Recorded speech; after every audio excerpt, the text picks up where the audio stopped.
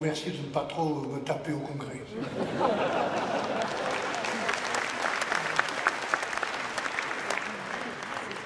Mais j'ai dit d'emblée, Monsieur le Président, si je peux être utile dans le temps qui est devant moi et que je ne connais pas dans sa durée.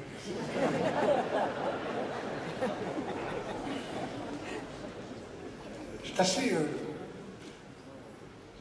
assez motivant quelque part de se dire qu'on peut partir demain matin. Hein.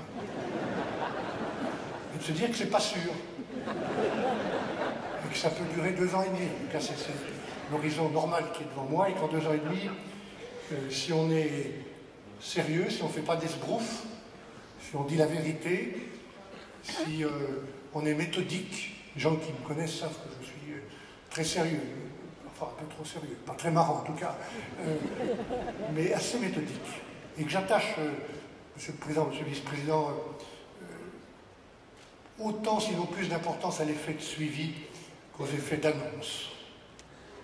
Et donc je serai extrêmement méthodique. Et une autre chose que je veux dire, que je voudrais tenter pendant ce temps-là, de renverser ce sentiment avec vous, pas sans vous, avec vous, d'être sous tutelle normative et financière.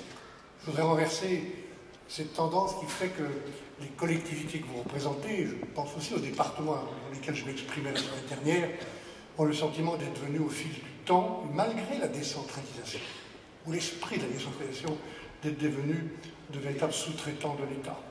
J'ai entendu tout ce qui ne va pas bien, hein, et vous avez eu la gentillesse de dire que ça datait assez longtemps.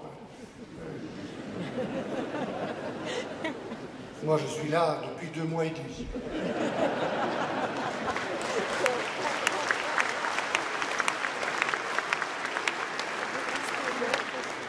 Je ne dis pas que je trouve le temps long, hein. Je trouve même que les journées sont assez courtes. Et alors, tout à l'heure, vous avez dit avec beaucoup de force votre exaspération, la blessure qui a été celle de tous les élus locaux d'entendre dire que si la France était en déficit, c'était leur faute. Vous ne m'entendrez pas dire ça, parce que je ne le pense pas. C'est aussi simple que ça.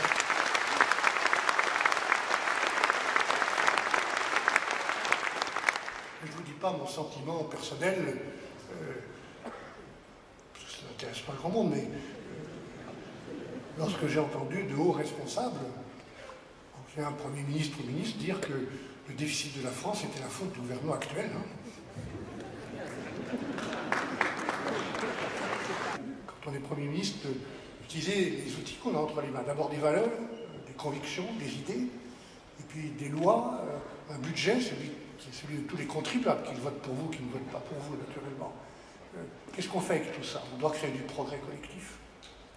C'est ça l'intention que j'ai, la seule intention que j'ai dans le moment où nous nous trouvons. Et dans l'immédiat et dans l'urgence, l'extrême urgence, mesdames et messieurs les maires, nous sommes face à une épreuve budgétaire que nous n'avons pas d'autre choix que de surmonter. Notre dette atteint cette année 3 228 milliards d'euros. 3 228 milliards d'euros. L'année prochaine, elle dépassera 3 400 milliards.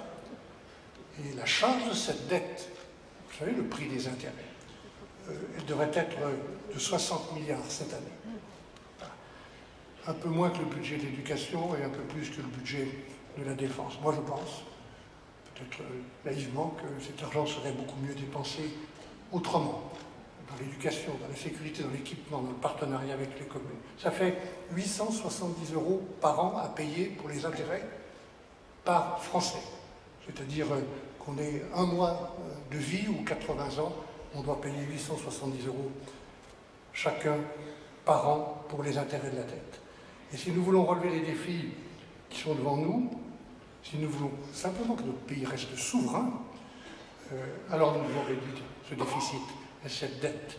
Sans parler, mesdames et messieurs, de ceux qui nous observent, qui nous attendent, qui ne nous feront jamais de cadeaux. J'ai un assez long parcours, ça ne me donne pas le droit de donner des leçons. J'aime bien en recevoir d'ailleurs, quand elles sont sincères. Mais je sais ce que sont les marchés financiers.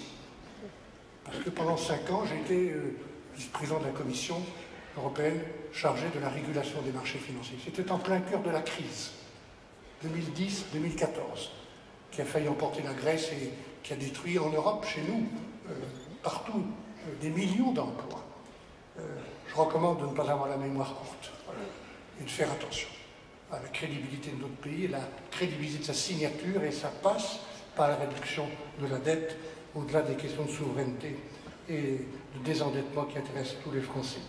La prévention des risques, avec le nouveau plan national d'adaptation au changement climatique que j'ai lancé dernièrement, des plans locaux devront être établis dans les territoires pour les rendre plus résilients.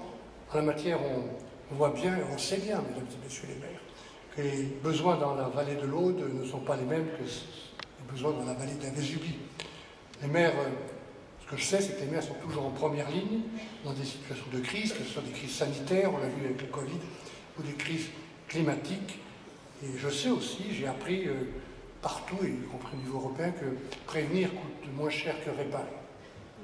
Et que quand on est obligé de réparer, ce qui arrive malheureusement, parce que la catastrophe s'est produite, une réparation préparée, organisée, est plus efficace et moins coûteuse qu'une réparation improvisée.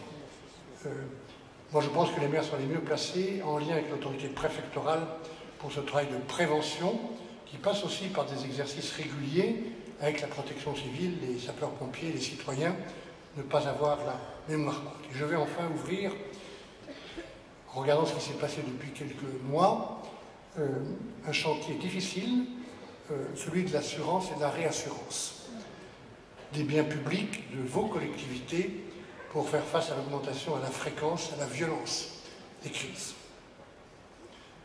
Mon quatrième exemple, il porte sur la sécurité au quotidien. Il faut faire confiance et s'appuyer sur l'intelligence locale, elle est notre meilleur atout pour identifier les besoins qui sont différents d'une région à l'autre. Les maires sont là encore les premiers responsables pour leur commune en matière de sécurité. Ils doivent être pleinement associés aux plans d'action départementaux et de restauration de la sécurité au quotidien. Le ministre de l'Intérieur a demandé au préfet de chaque département de les élaborer pour la mi-janvier. Seul ce travail commun, appuyé sur votre expérience, mesdames et messieurs les maires, combiné à l'expertise des policiers et des gendarmes, permettra d'améliorer durablement et sérieusement la sécurité au quotidien. C'est la même logique, dans le respect de vos compétences et de vos choix, que je souhaite que nous travaillions ensemble à la rénovation du cadre juridique des polices municipales, qui sont devenues une composante à part entière des politiques de sécurité. Et c'est une des discussions, cher David, du Beauvau des polices municipales que les ministres Bruno Retailleau et Nicolas Daragon ont lancé et vont relancer. Jamais un Premier ministre depuis 65 ans n'a eu 15 jours à peine pour préparer le budget.